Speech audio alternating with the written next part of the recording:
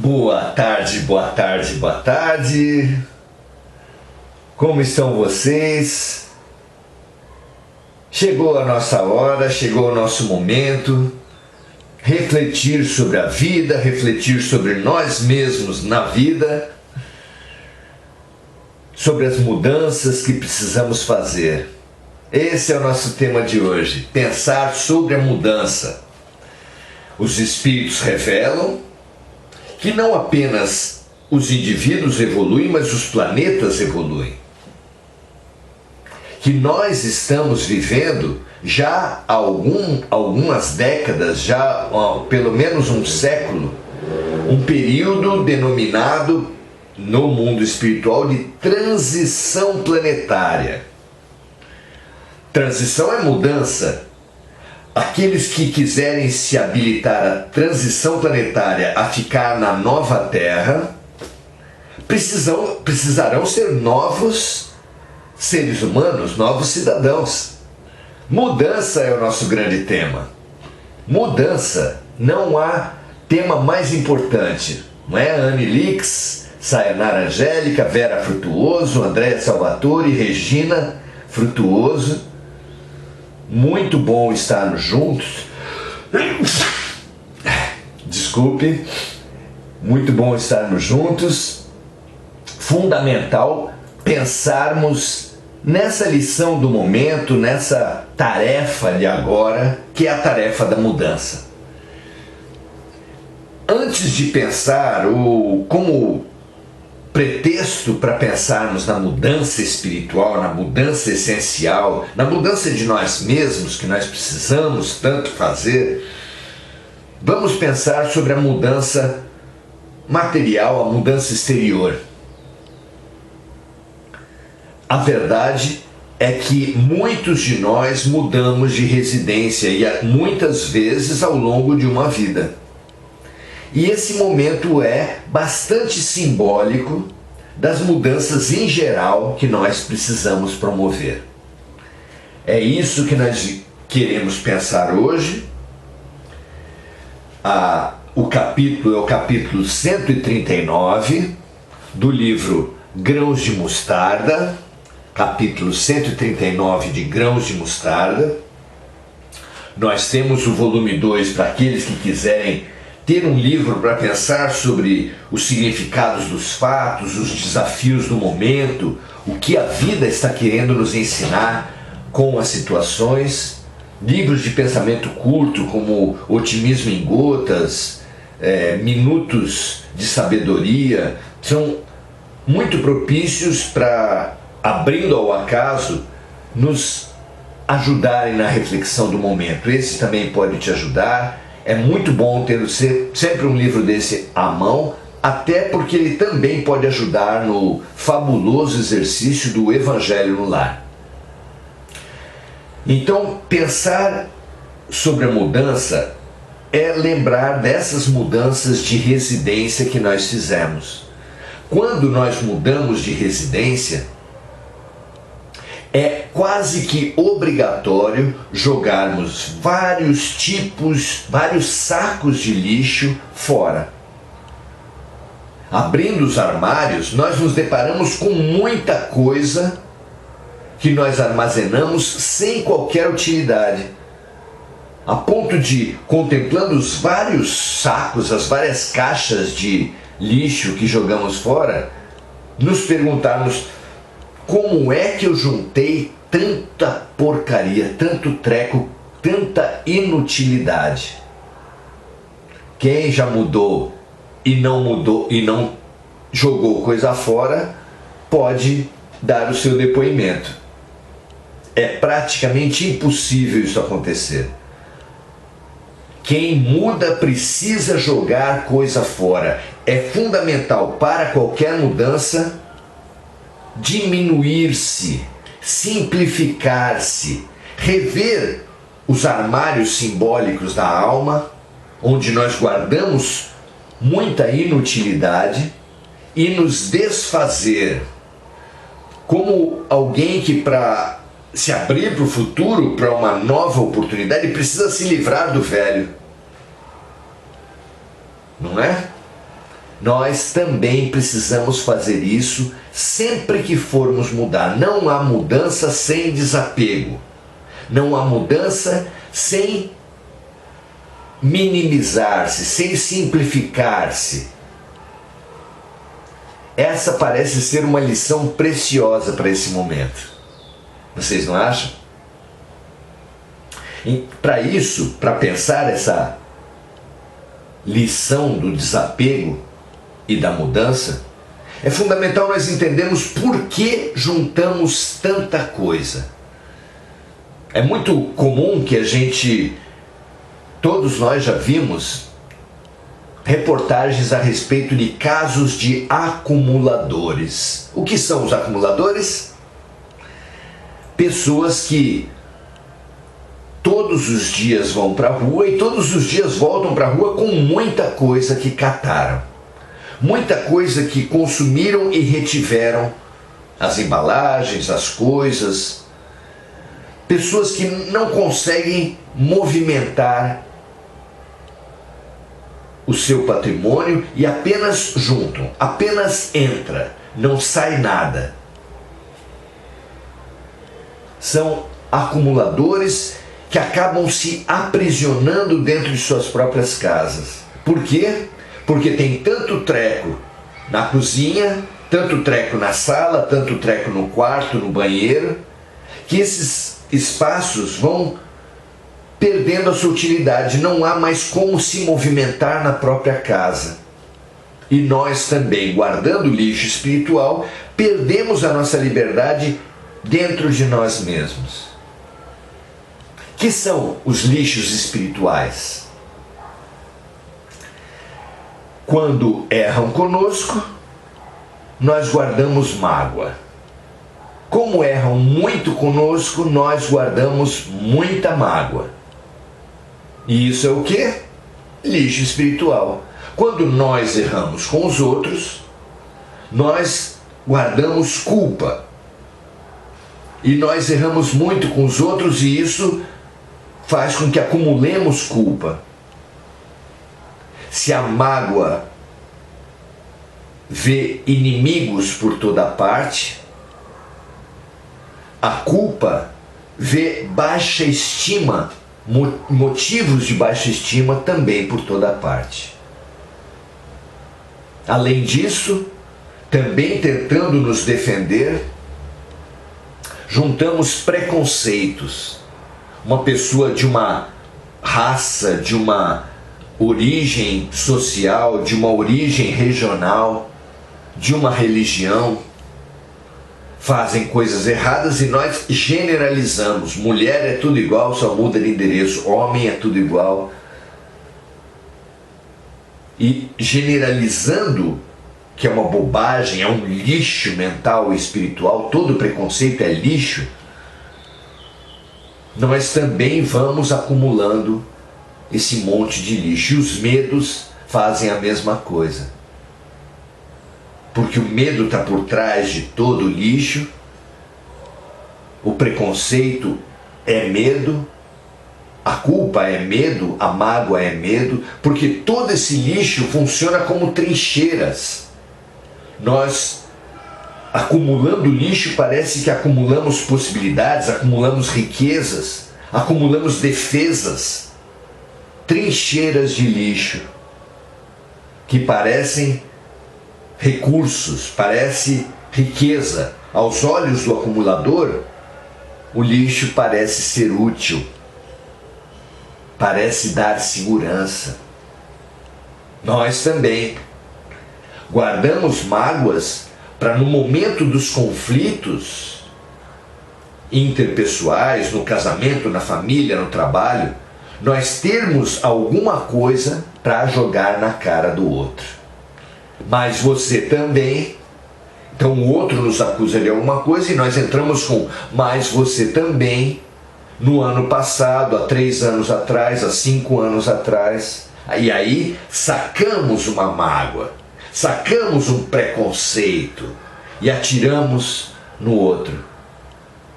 Grande bobagem é quando nós afirmamos que chumbo trocado não dói. É claro que dói, é claro que machuca. Numa guerra, ninguém pode ser vencedor, todo mundo sai machucado.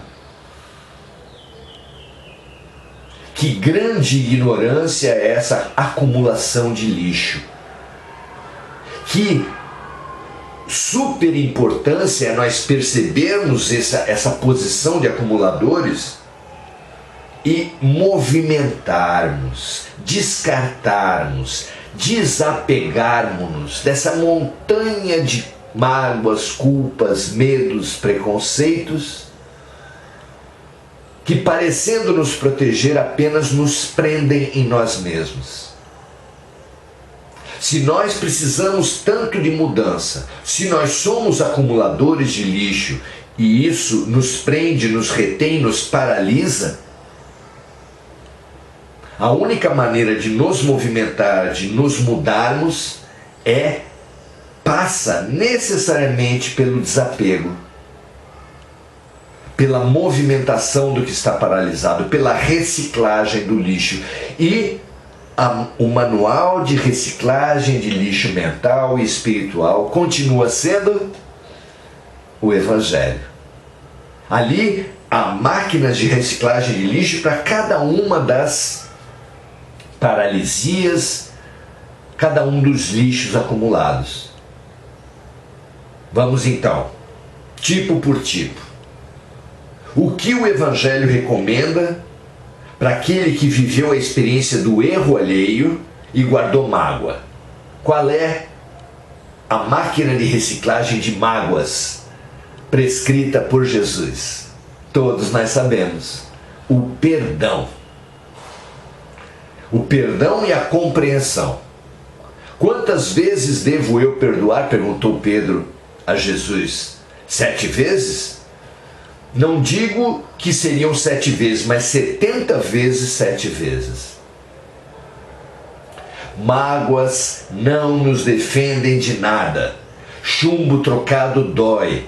Esse círculo de vinganças mútuas que nós nos metemos a partir das mágoas, atacando os que nos atacaram, esquecendo que os outros nos atacaram porque nós atacamos antes, e nos algemando mutuamente, nos paralisando, impedindo a saúde, a vida, que são movimento,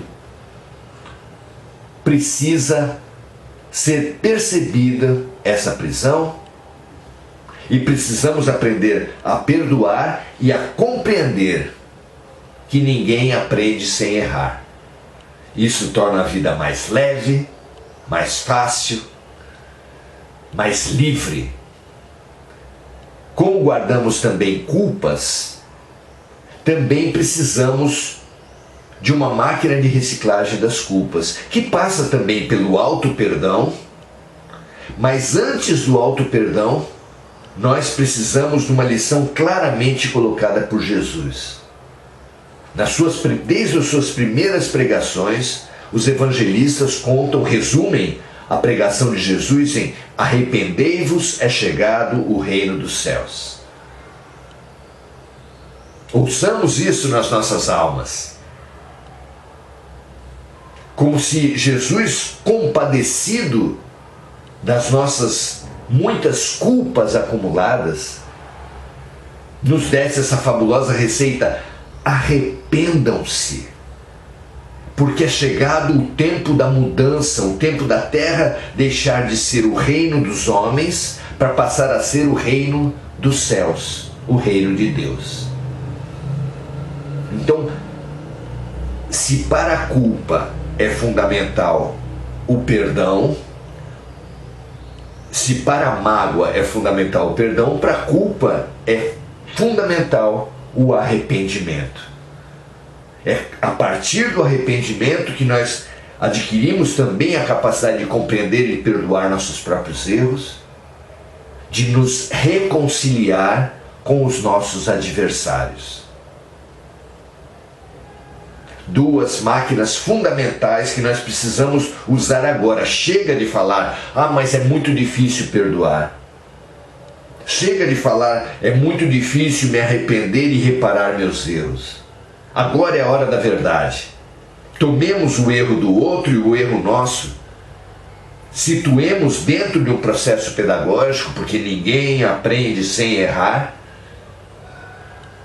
Libertemo-nos do passado e abramos nossa vida ao futuro, como alguém que conseguisse desbloquear, desimpedir os cômodos da sua casa, selecionando o material inútil ali acumulado, daquele que ainda pode ter utilidade, e reciclando, movimentando, dando utilidade para os sentimentos, para as energias que hoje nos bloqueiam.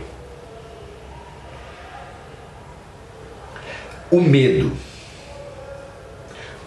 Terceiro grupo de lixo espiritual que bloqueia nossas casas mentais, nossas mentes, também recebe uma orientação, também recebe uma cura, uma máquina de reciclagem de lixo nos evangelhos. Jesus nos incita à coragem, que para muitos é o oposto do medo. Mas esse sentimento básico não é principalmente curado pela coragem. O medo é curado pela fé. Diz Jesus: todos os fios de vossas cabeças estão contados, que é o equivalente àquela máxima oriental muito conhecida: não cai uma folha de uma árvore que não seja pela vontade de Deus. São a expressão da fé. Quem tem plena certeza, já não crê, mas sabe da perfeita bondade, da perfeita justiça de Deus, não tem mais espaço para o medo. De que eu posso ter medo se tudo é justo, tudo é didático, tudo é terapêutico? Cada milímetro que você avança na fé, avança quilômetros na expulsão do medo. Nem a violência urbana, nem o desmascaramento de nossas sombras, nem a perda do nosso corpo, que na verdade vai acontecer para todos os que vivem. Nada é capaz de inocular medo para aquele que sabe que há tempo para tudo, como se diz na Bíblia, e que o tempo de tudo é o tempo de Deus, é o tempo justo para as coisas. Nada acontece fora do tempo, nada há de injustiça, nada há de errado no campo profundo. Nós podemos errar, claro, mas nunca gerando vítimas gratuitas. Um estuprador, um ladrão, um líder que desvie recursos, que destrua políticas públicas, nada disso faz vítimas, porque Deus escreve certo por linhas tortas, aproveita os próprios erros para promover acertos, ou como diz maravilhosamente Jesus, o escândalo é necessário. Toda agressão, todo aparente mal é necessário. Então, olhando em profundidade, os aparentes males de verdade não são males. Ah, mas e aqueles que os cometeram? Não serão responsabilizados? Claro que sim. A frase completa, o ensinamento completo de Jesus é: o escândalo é necessário, mas ai daquele por meio do qual o escândalo vier. Todos que promoverem desarmonias terão que responder pelas desarmonias cometidas. Isso esteja certo da justiça de Deus. Ela não falha. Mas não cabe a nós não somos os justiceiros do mundo. A posição de acusadores, juízes e carcereiros é muito pesada, inclusive pela nossa ignorância. Nós não sabemos o que a pessoa pensou, o que a pessoa sentiu, nós não sabemos as implicações de outras vidas, nós não sabemos nada, e um juiz que não sabe nada não pode julgar bem. É impossível para nós, tão ignorantes, julgarmos bem. É impossível para nós, tão culpados de tantos erros, julgarmos bem. Tanto é que Jesus fala: aquele que estiver sem pecado, que atire a primeira pedra. Confiar na perfeita justiça da vida é a grande lição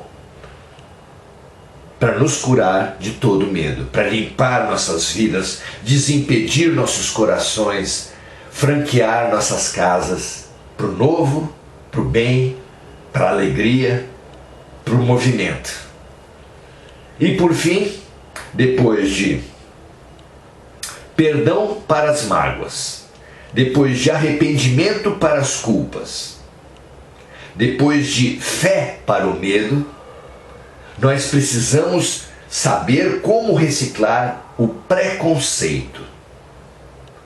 O preconceito, em primeiro lugar, precisa ser percebido, porque quem não tem problema não tem solução. Há muitas pessoas que são tão arrogantes que chegam a dizer: eu não tenho preconceito nenhum. Essa pessoa não tem possibilidade de cura, se coloca numa posição de incurável, pelo menos enquanto não cair a ficha, não perceber os seus preconceitos. Todos nós temos inúmeros preconceitos, são mecanismos de defesa naturais da criatura, ainda mais nesse estágio primário de desenvolvimento.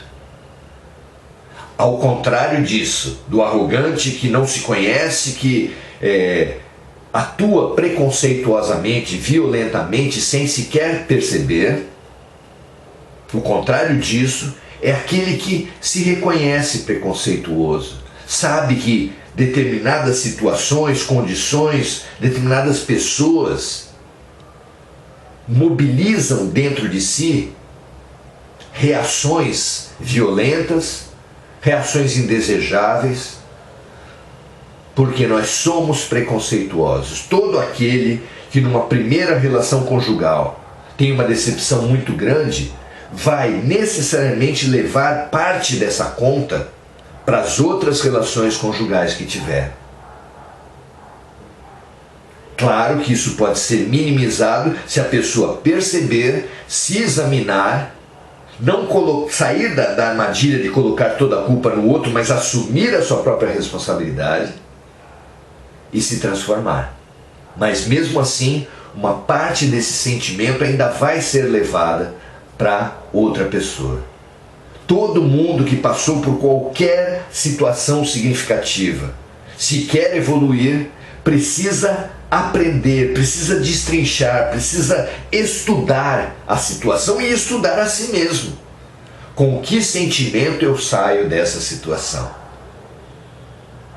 Situação clássica, mulheres que são maltratadas em relações conjugais, que conquistam uma libertação de uma relação tóxica, se não se investigarem, se não pensarem em si mesmas, elas tendem a fazer o quê?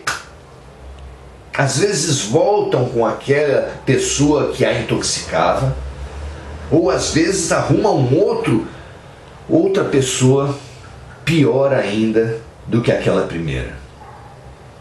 É o que Jesus quis dizer com que quando um espírito maligno é expulso de uma casa, se essa casa continua arrumada para ele, ele vai voltar com outros 7. E assim, diz Jesus, a segunda situação é ainda pior que a primeira.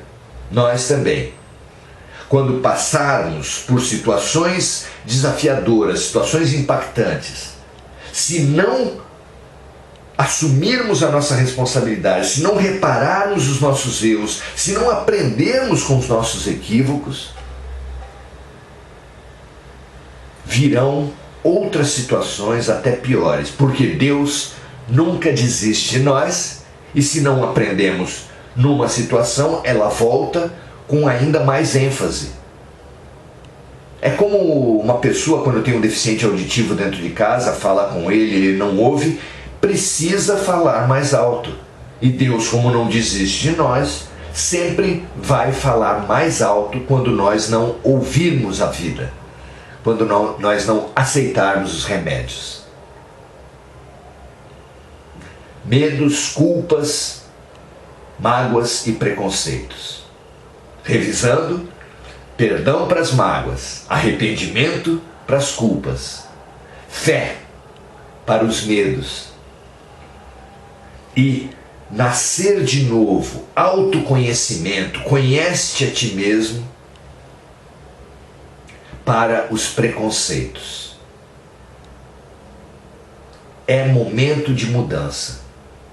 Nós temos nos paralisado, acumulando lixo emocional. Reconheça, minha amiga, meu amigo, você carrega lixo emocional? Saibamos todos, ninguém anda para frente amarrado para trás. Jesus fala: não há ninguém que trabalhando no arado pode segurar no arado e ficar olhando para trás. A Bíblia fala para a esposa de Ló que se ela olhar para trás, será transformada numa estátua de sal. As imagens são muito fortes. Ninguém pode realmente renovar-se como um armário que não pode acolher novos objetos se estiver entupido de velhos objetos, de quinquilharias. É momento de reciclagem, é momento da mudança. Estimulemos a todas as pessoas a mudarem-se, a transformarem-se, a saírem da armadilha de que o meu problema são os outros, de que a solução dos meus problemas são os outros, porque não é verdade. Os outros são os outros. A tarefa de mudança dos outros é essencialmente dos outros. Nós podemos, no máximo, e numa porcentagem muito pequena, estimular e apoiar, quando solicitados. Maravilhosa é a oração com a qual nós emitimos esse pensamento para todos a partir desse transbordamento interior. Deus, dai-me a coragem de mudar o que só eu posso mudar, que é basicamente a mim mesmo. Dai-nos a paciência de aceitar o que nós não podemos mudar, que é basicamente os padrões, as ideias, o universo do outro. E dai-nos a sabedoria de estabelecer, de esclarecer, de ter discernimento para o que nós podemos e o que nós não podemos mudar. Filosofia de vida, uma programação mental que nos mobiliza no que é necessário e nos poupa desse desperdício de energia que nós fazemos, responsabilizando e esperando dos outros a mudança que só compete a nós. O que você acha? Não é um maravilhoso impulso à mudança?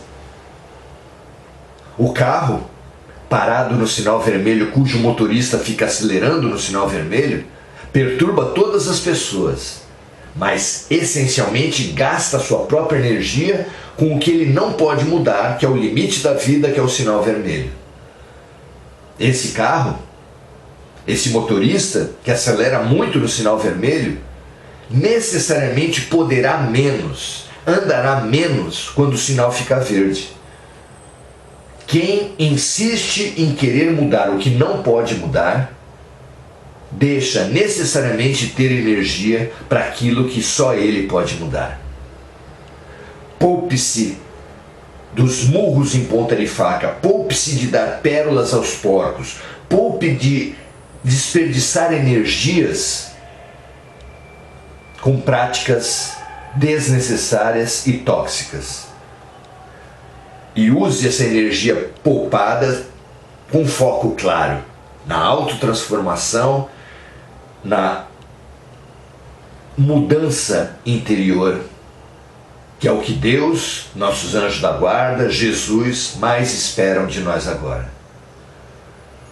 Limpe-se de mágoas, culpas, medos e preconceitos, com perdão, arrependimento, fé e esse nascer de novo pelo autoconhecimento. São as receitas de Jesus para a reciclagem do nosso lixo. Você acumulador e acumuladora, eu acumulador precisamos juntos, num mutirão de limpeza, limparmos-nos a nós mesmos e ajudar com isso os outros a limparem-se para promover a mudança. Lembrando que só aquele que joga coisas inúteis fora é que poderá mudar. Os incomodados é que se mudam. Use toda a energia do incômodo para mudar a você mesmo, porque essa é a melhor maneira, o melhor estímulo que você terá para ajudar na mudança do seu companheiro, da sua companheira, do seu parente, do seu colega, dos seus amigos, das pessoas todas que estiverem à sua volta. A grande ajuda que nós podemos fazer é a nossa mudança, porque assim nós temos uma autoridade gigantesca de estimularmos a mudança dos outros. Quem se muda, ajuda a mudar o outro. Quem quer mudar o outro sem se mudar, paralisa-se e paralisa o outro. Que assim, que essa lucidez nos impulsione, nos estimule, traga para nós essa mudança tão urgente para esse momento atual. Um grande abraço, até amanhã, estaremos juntos, se tudo der certo, amanhã às 18 horas. Muito prazer estarmos juntos, um grande abraço e até a próxima.